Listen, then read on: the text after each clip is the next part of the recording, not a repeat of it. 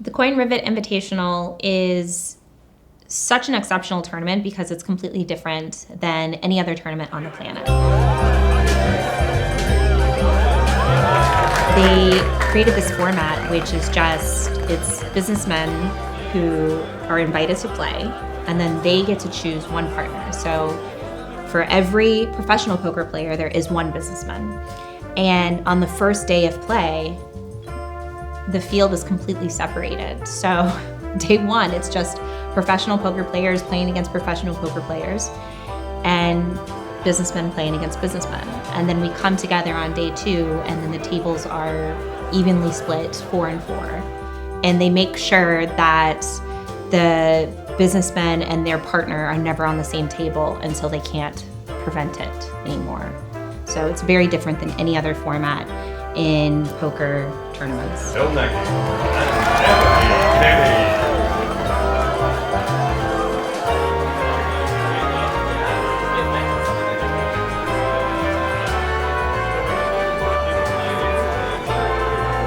That's the way to do a draw. And so they've drawn table 7, seat 5, table 8, seat 8.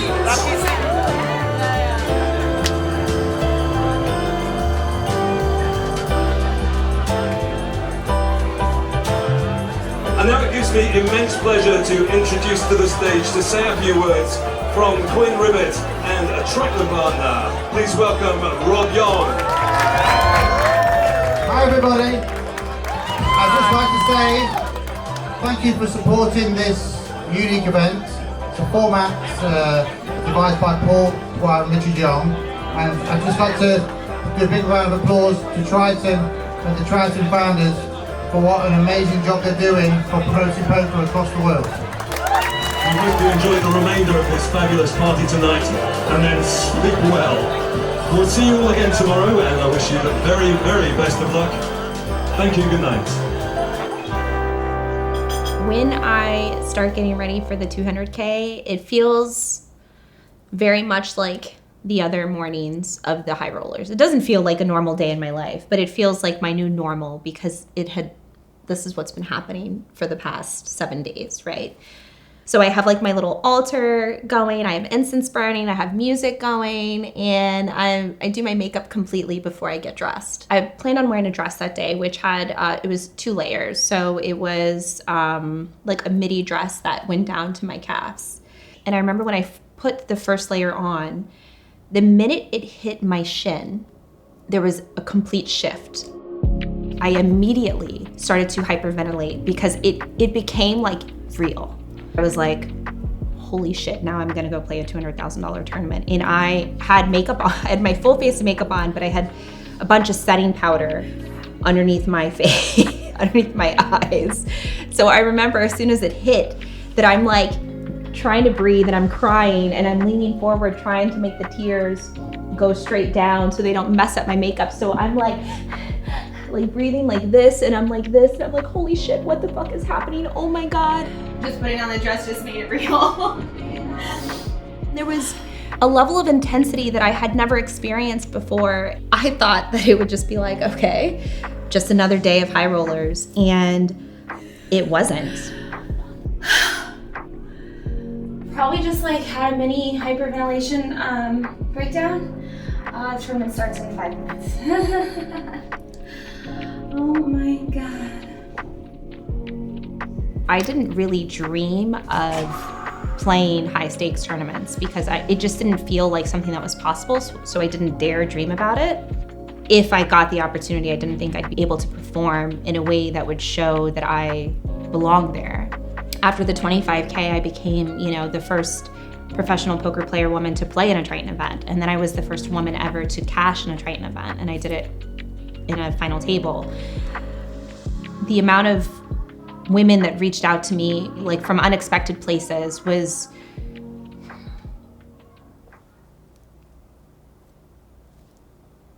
you don't realize how many women can't see themselves there until they can see somebody there. And this is why it's so important to have representation in poker, because the amount of women that reached out to me telling me that like now they can dream it, and they feel like they have permission to dream it now because I'm there, is just really incredible. And it's not about me. It's about women in general, and really Black women and marginalized people as a whole. The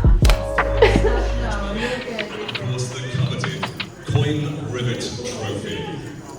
One other quick rule reminder: every player is permitted one optional re-entry if they are knocked out, and that is up until the end of level 10. We conducted the table draw last night, and the players are already in their seats. Blinds are 500, 1,000, with a 1,000 bigger blind ante. The button is on seat 8, and levels are 50, that's 50 minutes long. So, best of luck everyone, and without further ado, I invite the dealers to shuffle up and deal.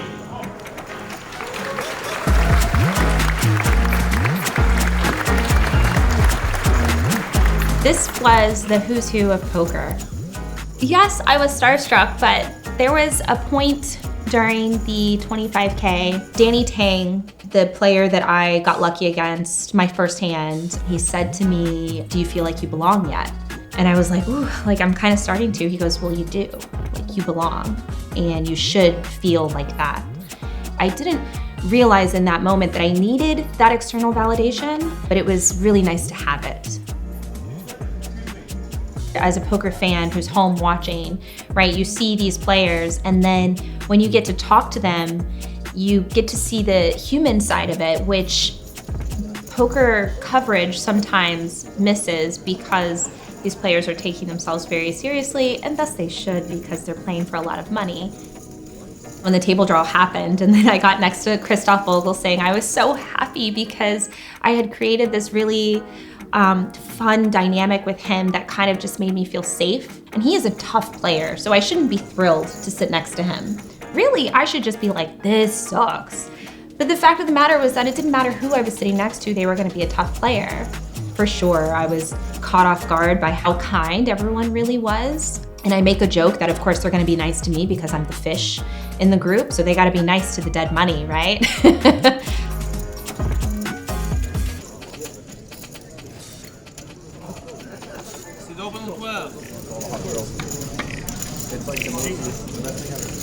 Even now, like my body just reacts so viscerally. Like I can feel like my heart rate go up a little bit, thinking about navigating day one.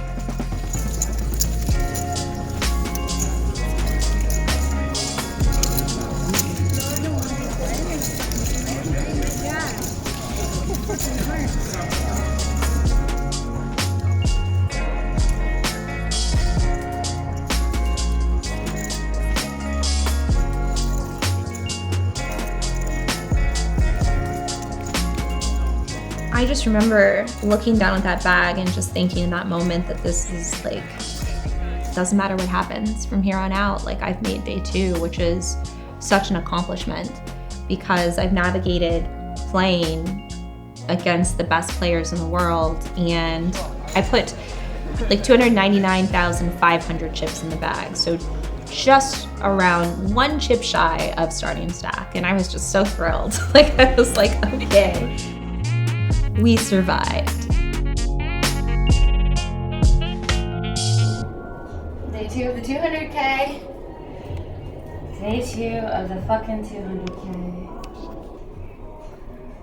Look like I'm ready to make the fucking final table. I thought my day one table was pretty tough. I had no idea what I was in for. Day two was extremely tough. There was a moment on the river against Sean Perry. I remember talking out loud on the river when Sean had jammed and I was in the tank thinking about if I was gonna call or not.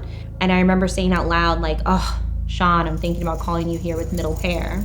And I think it kind of caught everybody off guard because They had been playing with me for the whole week, and basically I had only been playing the nuts, I had been playing super tight, and now I'm in this spot where I am going to deviate completely from not only what I have shown them, but in the biggest spot of my life.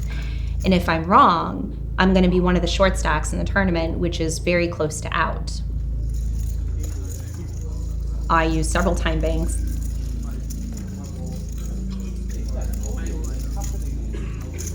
And I ended up making the call, and I was right. I just remember like thinking, okay, Ebony, you get to just trust yourself. And I remember talking to my coach about that hand, talking to Chance about that hand, and he said he would have folded. And I said I went with my live read. The physical tells that I picked up on Sean, that I decided to go with my gut. And that was a very crucial hand, because that hand catapulted me to being one of the chip leaders in the 200K. I did that by trusting myself and my instincts.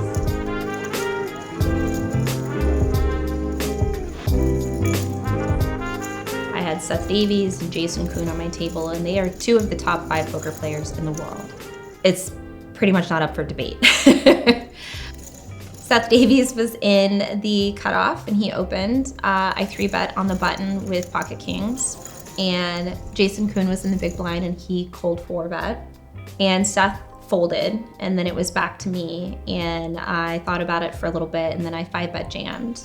And Jason thought about it for a bit, and he said out loud, like, oh, he made a mistake with the sizing, and now he has to call, and he's like, oh, Ebony, you're gonna be in good shape. And so he makes the call, and he has ace-jack suited. They go to deal the flop out, and the window card is an ace. It's amazing what the body can what thoughts the body can have in, a split second.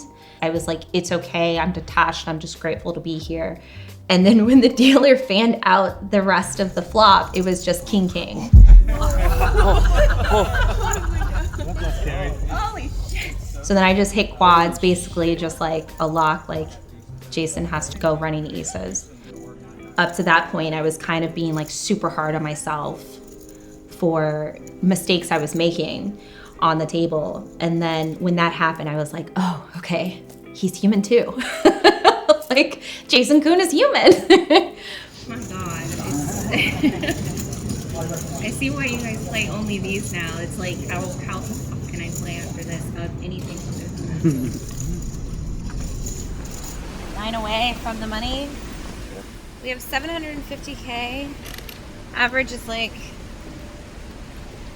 probably 1.1 million, 1.2. And 26 left. 17 get paid. At this point, we are approaching the money bubble, and Jason Kuhn was on the feature table with me, and then he ended up busting. On dinner break, I'm walking out to go to my home, away from home basically, which is just my patch of grass that I spend every dinner break meditating on and having a coaching call with my mindset coach. And as I'm getting off the elevator, Jason Kuhn is walking by, and he immediately makes a beeline to me, and he says, all right, Ebony, listen, you're approaching the money bubble. Do this, don't do this, stop doing this. You're doing great, we're all rooting for you. And then he just walks away, and I'm like,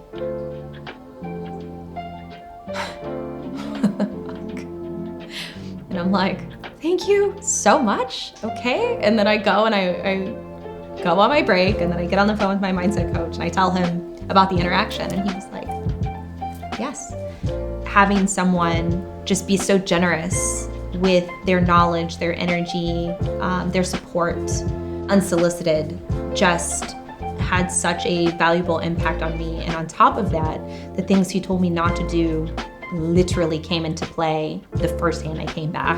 I'm not gonna tell because it's very valuable information and we're not doing that, but I just couldn't believe it. Everyone was just so kind, and including Seth Davies, who was just giving me advice on making sure you get sun every day, make sure you take time to get fresh air, do what you can. They should be incentivized to not tell me these things, and they're just seeing, like, they're just remembering the human element of it. They're just seeing a person who hasn't been here before, who this is obviously nerve-wracking, and they're like, hey, here's some love.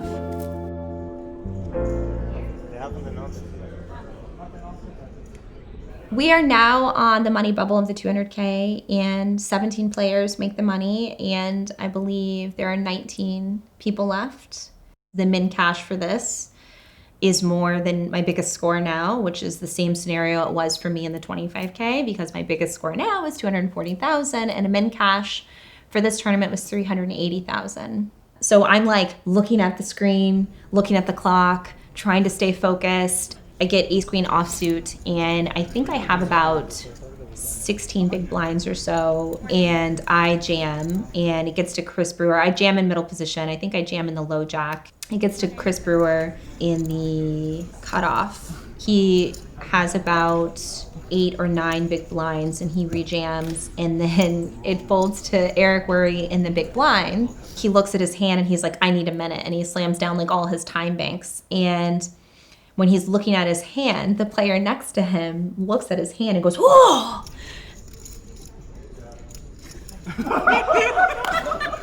You don't do this, you know? You don't, if you're going to see someone's hand, you don't react, right? Because it can influence action. Now, granted, Eric Worre is, I'm pretty sure he's a billionaire.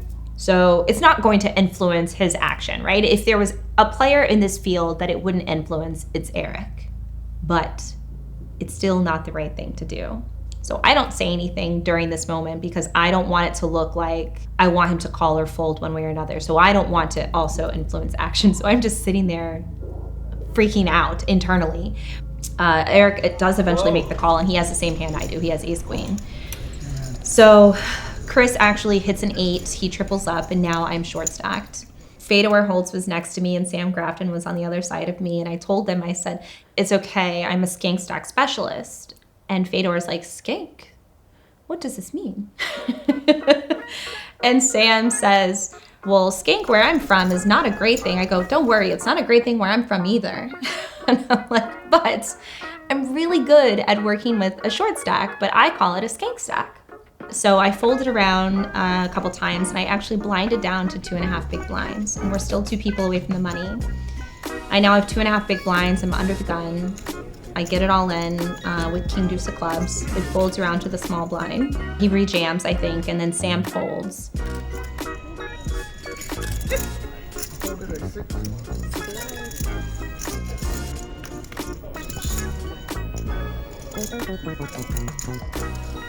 Okay.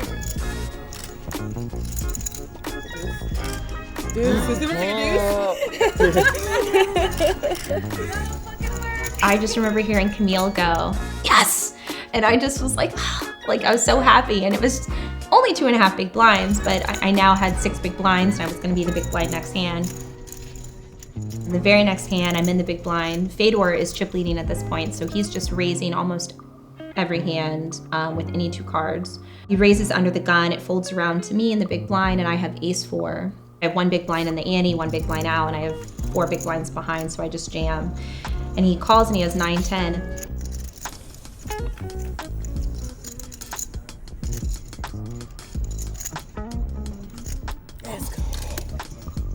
And so I go from 2.5 big blinds to now I have 12 big blinds, which is like I can now get into the money with 12 bigs. I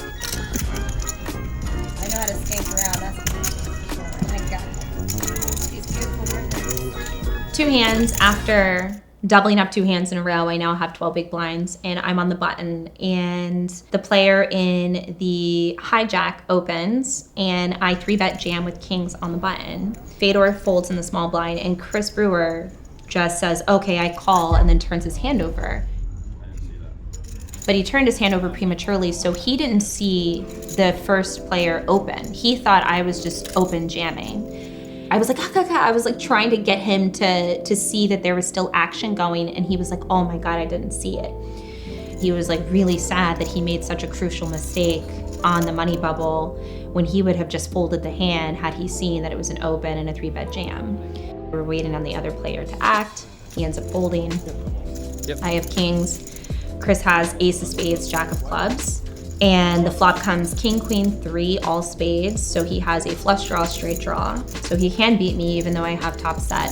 The turn was a blank and the river paired the board, so I now double up and Chris is left with just a couple of big blinds. So I felt really bad because I really liked Chris as a human and I can empathize with what that feels like. And also I'm very happy for myself because I now have 27 or 28 big blinds from 2.5 big blinds, which was like so in 5 hands. Sam Grafton gets up to go console Chris, and then when he sits back down, Fedor leans over to me and goes, "You are a really good skank, huh?" And we just all lose it.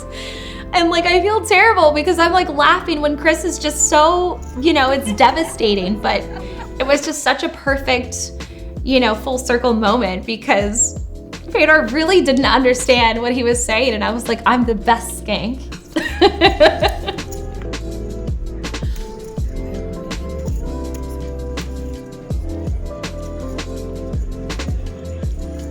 After that, Chris got moved to another table and ultimately was the bubble boy to burst the bubble. And I remember rushing over to watch the hand because we were hand for hand.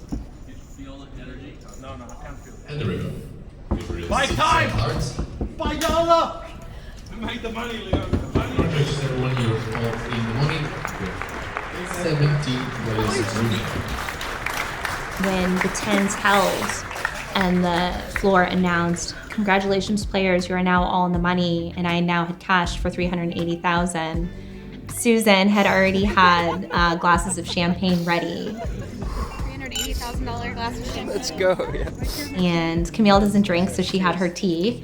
And we cheers and she and I hugged and she was like, "Great job, now go fucking crush." I think me reacting the way that I did kind of put things into perspective for all of these players because this is what they do every day and obviously they want to make the money. Just 2 buy-ins. Yeah. No big deal. They were just so thrilled to see somebody have such a big reaction, and I was like wiping my tears and I'm like, okay, gotta go back play. Like I was just, yeah, it was really incredible, and I had so much support from all of the players, from my opponents, and it was really the first time I had experienced something like that because it's a dog-eat-dog world, you know. Poker players are not rooting for other players. They're just not. They're rooting for themselves.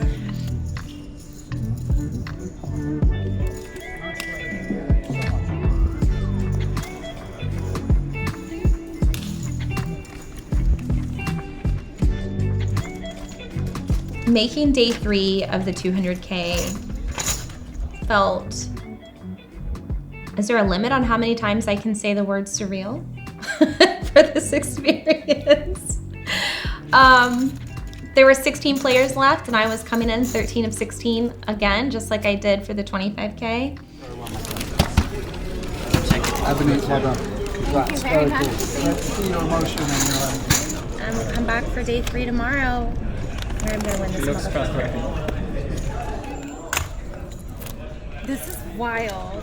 Look what I turn it on. This is so my Instagram. Let's go. 1 o'clock? 1 o'clock on a flower clock tomorrow.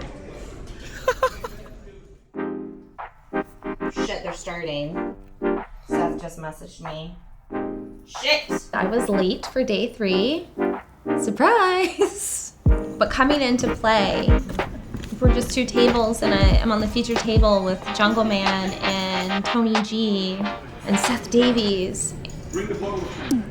So I get to play for potentially millions of dollars when just a week ago my biggest score was $45,000. My first double up hand on day 3 was against Tony G. Oh, and wow, Tony G into Ebony Kenney. They're gonna get it in. And it folded around to him in the small blind and he jammed, and I was in the big blind with ace queen. In great shape here to double up. Scary. is scary. 10-9-4 open-ender. I just remember when the flop came out and he flopped a straight draw, that I just kept telling myself, it doesn't matter what happens. It doesn't matter what happens. This has been amazing. Sure is a ton. That is not one of them. Cleans a lot of them off. It does. Remove 6 of them. Tony needs a jack or a 6 to eliminate Kenny. Doesn't get it. And Ebony Kenney will not bow down. Every single hand felt like the hand. And the longer I stayed in, the heavier it felt. Her heart is beating, we know it. She's loving this double up. She can't help. You can see the smile developing. All right, keep it cool.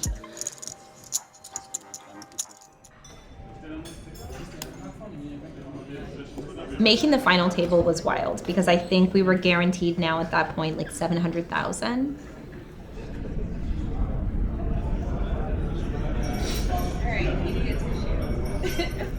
So we took a break.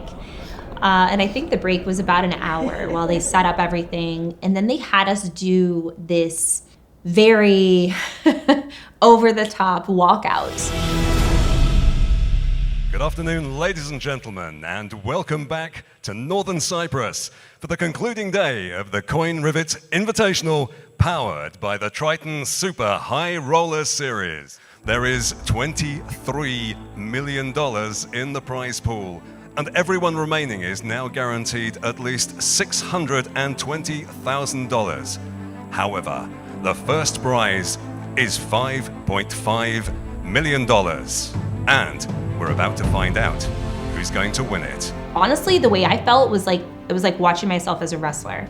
3.25 million chips and C2 is Ebony Kenney. And then like, I walk out and then I'm like, oh my God. And the walk was so long.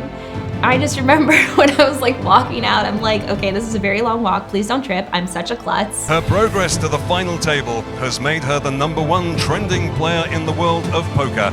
And with a documentary crew following her every move, her story is just beginning. From Austin, Texas, and with a chip stack of $3.425 million, welcome to the table, Ebony Kenney.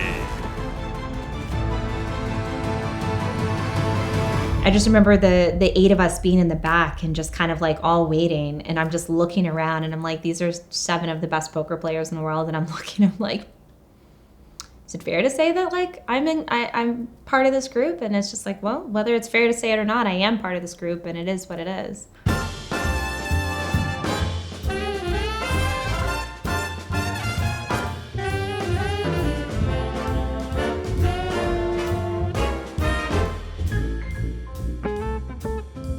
Carl was the chip leader and he was on the businessman side, and he was the wild card at this final table because he just didn't give a fuck. He was like, yep, sure, I'm gonna call, I'm gonna do this. And he was knocking players out left and right in spots that really had a lot of the players on edge because he was doing a lot of unconventional things. It was almost like navigating a minefield because you never knew what he was gonna do, which was great if you were on the sidelines. But if you were involved, it was no fun.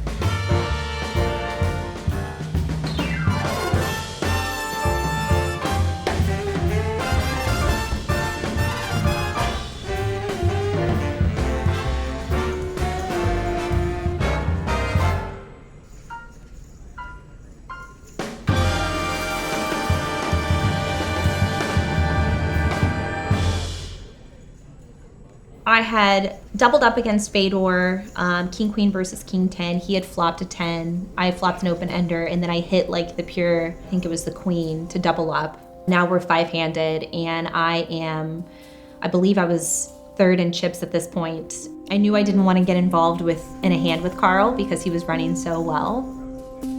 Carl opens the cutoff, and I have pocket jacks in the small blind.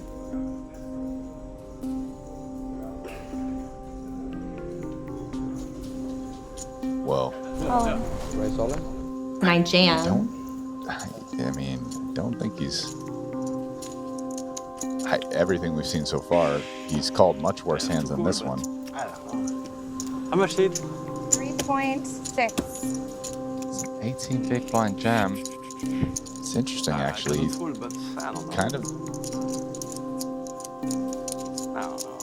kind of snap called much worse hands than this before, and now he's right though. But how can I? Yes. He's in a time bank. He's pained by this decision, Brian. Well, he must feel that she plays tighter than some of the other players, and how much you said? 3.6. I have to go. Good. All right. And he ends up making the call, and I am an 80% favorite to win this hand. He has 2 outs. So I get to double up and just be second in chips and hopefully just cruise my way to $5.5 million. $400,000 ladder between 5th and 4th. I should be thrilled, but I have this, you can see this moment of disgust on my face where it just feels like this is the end. A bit surprising that he went in a time bank for this, but his instincts were right. Called for a 9, and there it is. On the turn, 9 of hearts. Yes, it's not. No. And just like that, Brian, we lose Ebony Kenney in 5th, and a massive round of applause from the rail. And it was, but it really just feels like it's the beginning, so. Next time. Good luck. Wish you the best. Yes, thank you. It probably feels more devastating now than it did then. It's kind of normal to go around and shake everyone's hand when you bust a tournament, but instead, all the players hugged me, and I was like, this is what I'm known for anyway. I give everybody hugs, with their consent, of course. I was just more taking it in that I just cashed for $1.7 million. And I wasn't thinking about what I lost. I was just thinking about the fact that I had an unbelievable showing for my week in Triton.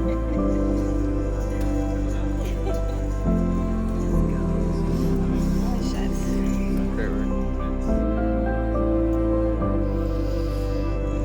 $1.7 million? What the fuck?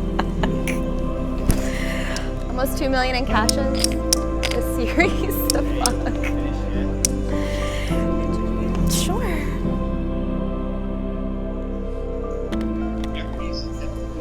Hey, Ebony. Hi, Chance. Congrats, that's so sick. Thank you. Wow, you call me as you have aces at this final table.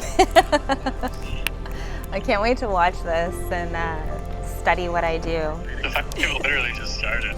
You know that score is more than 2 times bigger than my biggest score. Well, I'm better than you now. Obviously, place is good. Oh my god. Chance, thank you so much. My pleasure. So it sounds to me like it's not even bittersweet for you. It sounds like you're already into the sweet stage. Yeah, I mean, obviously it sucks, but like, hello, I had 2.5 big blinds on the bubble. Yeah. Like 2 away from the money, you know? It makes it easier to put it in perspective. Yeah. Yeah, I'm gonna process this and just kind of relax, but I appreciate you so much. You're allowed to have ribbons now. I'm gonna go eat all the food and drink all the wine. Love to hear it. Way to go, Ebony. I'm super proud of you. Thank you so much. What are you gonna do to celebrate? Let's go to the Italian restaurant. Yes. Fuck yeah. Why do bitches always want to go to Italian restaurants?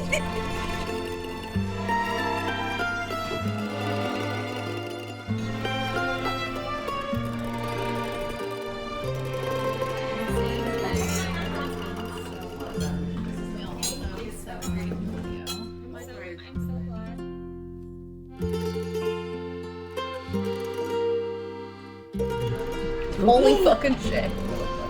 Okay, but seriously, I have the 5th largest score for a woman in poker history. What the fuck?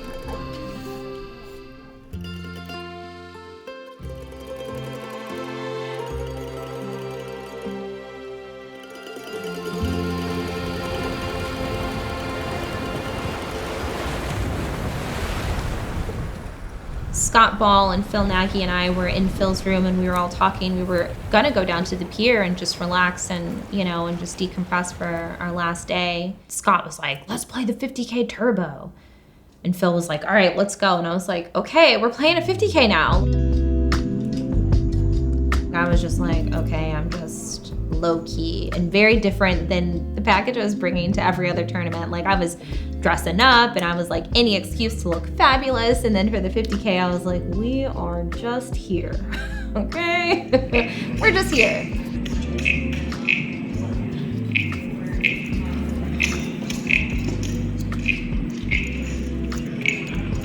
Having that survival mode being in green 24/7 for 8 days is exhausting.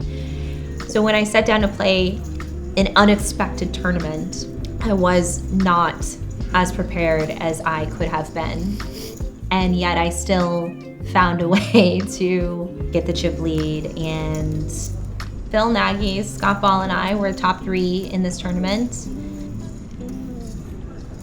And I final tabled and then bubbled.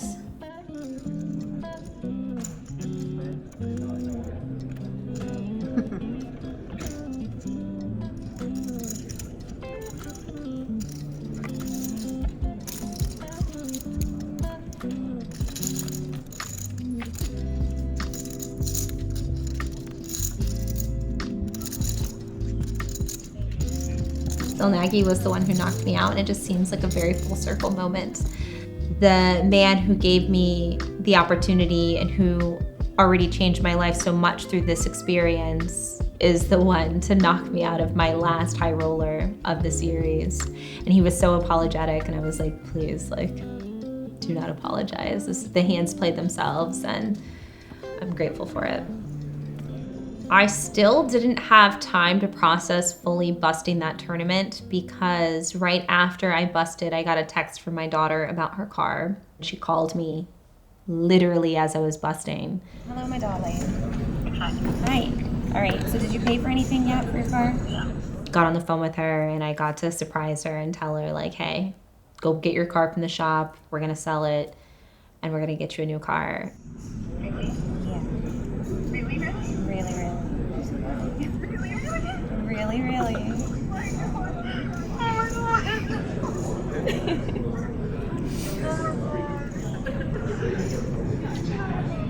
Hey, I'm on the toilet. Oh my god, wait. It was just such a beautiful moment, and I was so thrilled and honored that I got to give her this moment at a time when she could really appreciate it, and at a time where I could really appreciate what I was giving to her. Thank you. You're welcome. Love you too. Have fun. All right.